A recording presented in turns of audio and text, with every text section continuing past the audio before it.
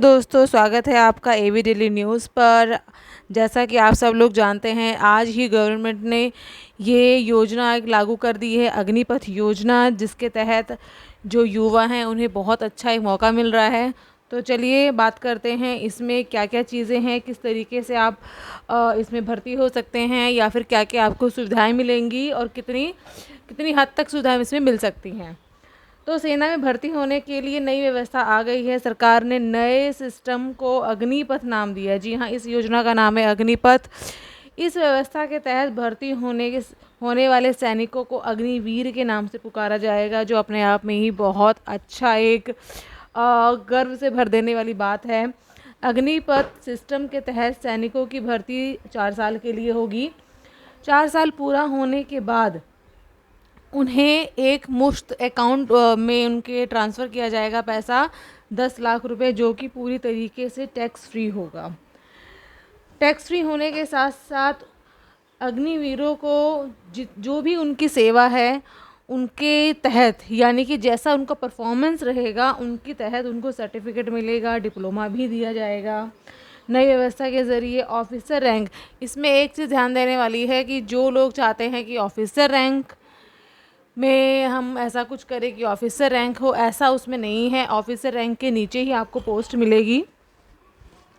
तो officer rank से कम पर थल सेना, वायु सेना और नौसेना, यानी कि जो तीनों सेनाएं हैं हमारी, आप उसमें अपने कन्वीनियंट के तहत, अपनी इच्छा के साथ आप उसमें भर्ती हो सकते हैं। और हर साल ये एक अचीव करने की कोशिश करेगी गवर्नमेंट, भारतीय सरकार, 45,000 से 50,000 तक, 45,000 से 50,000 भर्तियां होंगी। भर्ती प्रक्रिया हर 6 माह में होगी, हर 6 माह में होगी। बात कर लेते हैं कि भर्ती का पैमाना क्या होगा, मतलब किस तरीके से इसमें भर्ती होगी। तो 17 साल 6 महीने से लेकर, यानी कि अगर आप 17.5 साल के हैं तो आप इस भर्ती में भाग ले सकते हैं। यानी कि देखा जाए तो इंटर करने के बाद आप इस सेना में भर्ती हो सकते हैं। तो अधिकतर उम्र जो रखी गई है अभी तक वो 21 साल रखी गई है, यानी कि 17.5 से लेकर 21 साल तक के जो युवा हैं वो इसका लाभ उठा सकते हैं। ये वैसे अभी ही आया है, तो इसमें हो सकता है कुछ चेंजेस भी हो जाएं, कुछ चेंजेस होने की संभावना भी है। 21 से 25 हो सकती है, बट अभी जो है जानकारी अभी 21 साल तक ही है। 21 साल वाले कैडेट्स अप्लाई कर सकते हैं। जो भर्ती की योग्यताएं हैं, किस तरीके से भर्ती होगी सेना में, जैसी वर्तमान व्यवस्था चली आ रही है बिल्कुल उसी तरीके से ही भर्ती की जाएगी। यानी कि अगर आप किसी भी तरीके से फिज़िकली जो फिज़िकल टेस्ट होता है, अगर उसमें पास नहीं हो पाते हैं तो आप इस भर्ती के लिए चयनित नहीं माने जाएंगे। 6 माह की ट्रेनिंग होगी, जो इस 4 साल के अंदर इंक्लूड कर दी गई है। यानी कि 6 माह की ट्रेनिंग और 3.5 साल की सर्विस। जी हाँ, इन 4 साल की जो एक मियाद रखी गई है उसमें 6 महीने ट्रेनिंग के भी जुड़े हुए हैं, अलग से 6 महीने ट्रेनिंग के नहीं हैं। वर्तमान में 17 से 20 साल तक की सर्विस है, जैसे आप सब लोग जानते हैं, लेकिन इसमें 4 साल की सर्विस का पीरियड पूरा होने के बाद आपकी काबिलियत के अनुसार अगर लगता है कि उनको कि ये बहुत ही अच्छे कैडेट साबित हो सकते हैं और भी आगे चल के और भी ट्रेनिंग के ज़रिए, तो आपको उसमें एक्सपेंड कर दिया जाएगा 15, जहाँ तक मैंने सुना है 15 साल तक। तो जितने भी कैडेट्स होंगे 4 साल की मियाद पूरी करने वाले, उनके 25% कैडेट्स को सेना में भर्ती कर लिया जाएगा 1 माह के बाद, जिसकी शुरुआती सैलरी, मतलब जो 4 साल के अंदर जो भी भर्ती होगी उसकी भी उसी की सैलरी मैं बता रही हूँ, 30,000 होगी। और सर्विस ख़त्म होते होते, यानी कि 4 साल होते होते 40,000 तक पहुँच जाएगी। सरकार जो सैलरी का 30% हिस्सा जो है वो सेवा निधि में जमा करेगी, और बाकी का 70% जो हिस्सा है वो सैलरी के रूप में आपको मिल जाएगा। तो ये सब तो थी जानकारी की भर्ती का पैमाना, कि किस तरीके से भर्ती होगी। तो मोटा मोटा देखा जाए तो भर्ती का प्रोसेस वही है जो होता आया है, क्योंकि इसमें फिज़िकली एक तरीके से फिज़िकली निपुण होना जिसको बोलते हैं, फिज़िकली आपको प्रूव करना पड़ता है अपने आप को कि आप किसी भी तरीके से डिसेबल नहीं हैं। तो जैसे कि आपको पता है कि हल्की सी नाक की हड्डी टेढ़ी है, हाथ की हड्डी टेढ़ी है, हल्की सी सीना थोड़ा सा बाहर निकला हुआ है, या कुछ भी छोटी मोटी चीज़ जिसको हम अ, समझते ही नहीं है कि ये भी कोई डिसेबिलिटी हो सकती है, तो ऐसा ही उसमें भी है। अगर ऐसा कुछ मिलता है गवर्नमेंट को तो आप चयनित नहीं होंगे। अब यहाँ पे बात कर लेते हैं बीमा की। जी हाँ, आपको बीमा भी दिया जाएगा।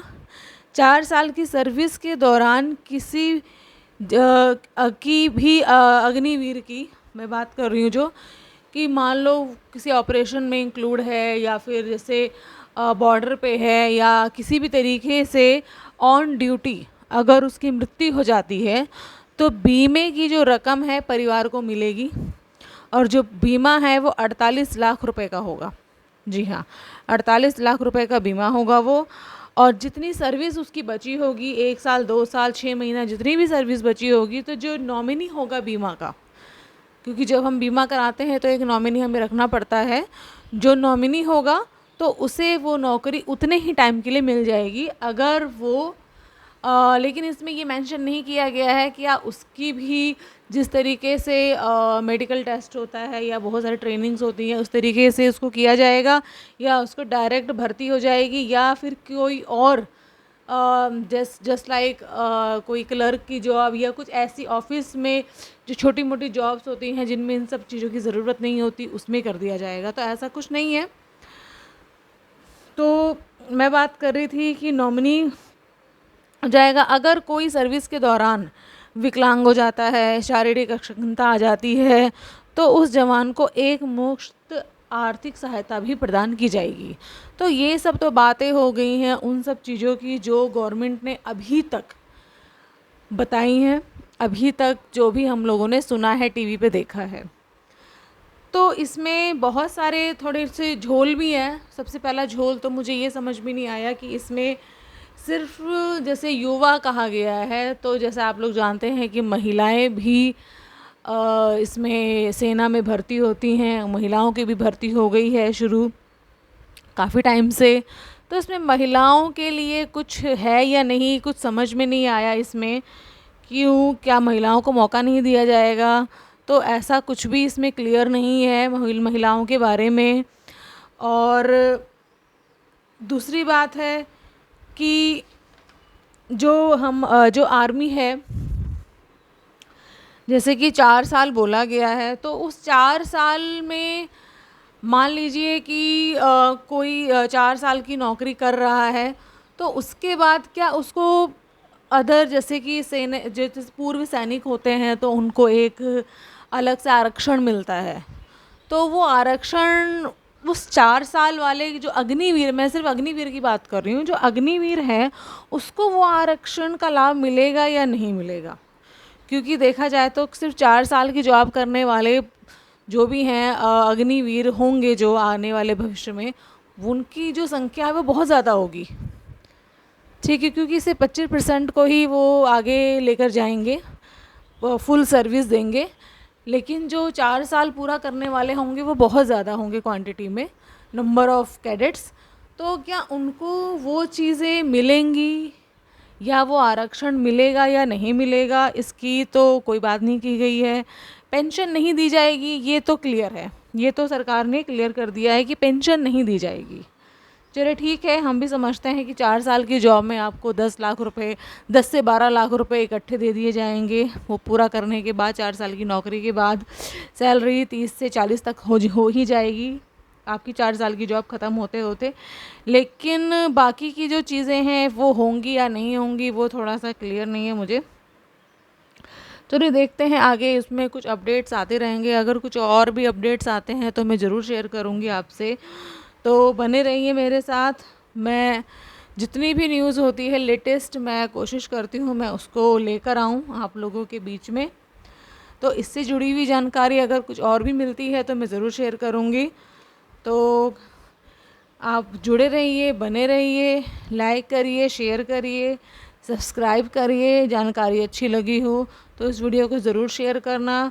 अगर आप भी इसी एज ग्रुप के अंदर आते हैं 17 साल से लेकर 21 साल तक, तो ये मौका बहुत अच्छा है, आपको भी ट्राई करना चाहिए, क्योंकि इंडिया में बेरोज़गारी की सत्ता है सभी जानते हैं।